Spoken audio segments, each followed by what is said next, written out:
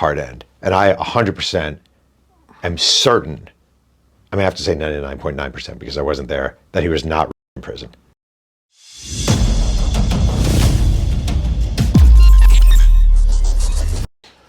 Okay, I interviewed this guy, and I remember asking you years ago on Instagram about this, and hopefully we could finally clear this up.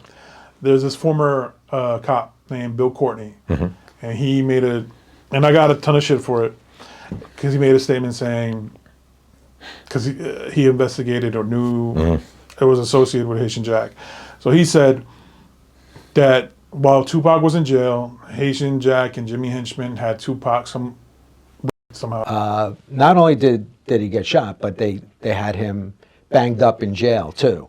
So when Tupac was in jail, he was definitely getting a beat down or whatever from guys. And it wasn't until he went upstate that he had some kind of peace from guys. But are you talking about rape? Right. Think about this. If Tupac was raped in jail, wouldn't that make sense about how pissed off he was? Oh, not true. 100,000,000%. All right. So Wendy Williams, the shock jock back in the day, said that over and over and over and over again. Okay.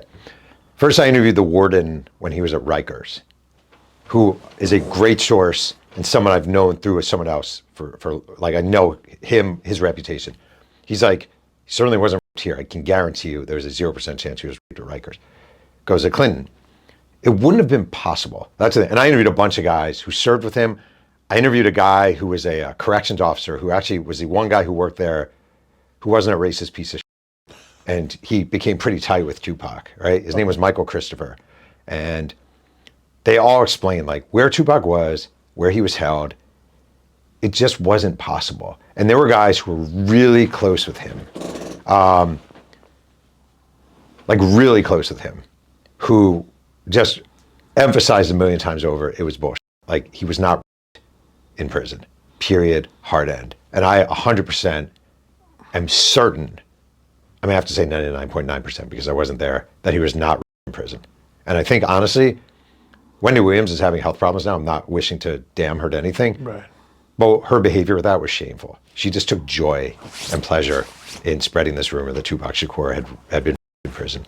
Yeah, yeah. If there was only a way to like, if the internet was around and we could like hear those like audios, people probably be shocked and stuff, because a lot of those stuff is not archived on the internet. Sure. I'm just telling you, I interviewed a lot of people who served time in Clinton with Tupac, and to a man, and they had no reason to protect him. Again, he's been dead for 29 years. Also, it's a more amazing story if he was, and here's what happened, and blah, blah, blah. But like, no, it would have been impossible. He was solitary.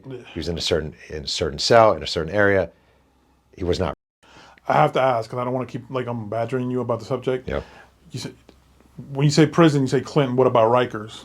Oh, I interviewed the warden at Rikers. Okay. Yeah. I will tell you, when he was at Rikers, the warden told me that there were some, people were kind of enamored by Tupac. Yeah. And he did have a female guest who, in the visiting room, gave him a couple of times. Okay. Yeah, so. Yeah, I can see that. If he got it on the dance floor, I can yeah, exactly. It made only sense to get it in, in the visiting room in the jail. But Tupac and Clinton is fascinating. No one ever talks about it. It's his time there, his months there are fascinating. It's one of my favorite parts of the reporting.